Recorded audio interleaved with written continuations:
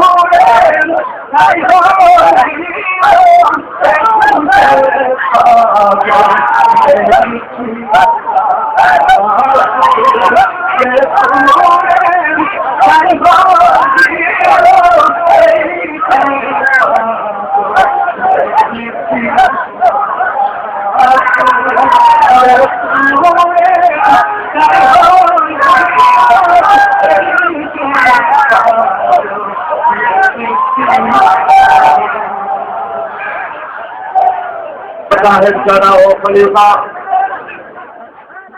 नायब आमिरुल मुजाहिदीन पीर कामिल अलहाज हजरत मौलाना मुफ्ती सैयद मोहम्मद फैजुल करीम।